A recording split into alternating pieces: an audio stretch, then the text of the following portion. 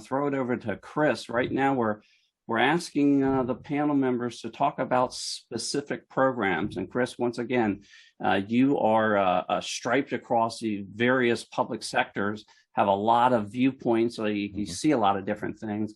Give us an example of a program that's really been successful in helping to further the hardness ecosystem. Sure. So a lot of the work that we've been doing over the last year, quite frankly, is a result of what's been happening, not just in public sector, but also in the commercial space around crypto, around ransomware, and the dangers we're being seen to both IT and OT technology. And while there's no specific program in place, the executive order was great. But the funding has literally always been there to a certain extent. So we've had modernization funds available across the federal space for some years now.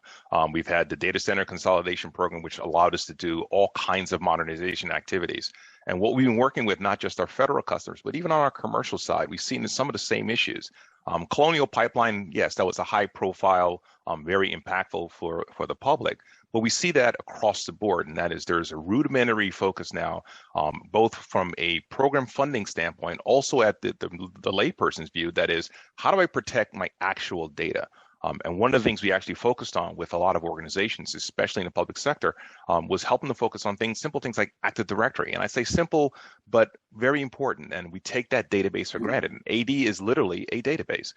And some of the first things that get encrypted or hacked or exfiltrated is the components and the data within Active Directory. So we did work with a lot of agencies to help them understand exactly, look, it's not enough to just copy the Active Directory server to a offsite platform. It's more important now, how do you actually recover? Because a lot of time is spent on backing up, but not a lot of time spent on actual recovery testing and reconstituting your entire network. So we're able to show them using some basic tools that we've had in our portfolio for a number of years to how to protect that Active Directory infrastructure and restore that infrastructure on demand depending on the severity of the attack. Now, granted, you still need the 3-2-1 approach, 3 copies of your data in 2 locations, for instance, and also 1 offsite in the cloud, and helping them understand exactly the best way to deploy that type of solution.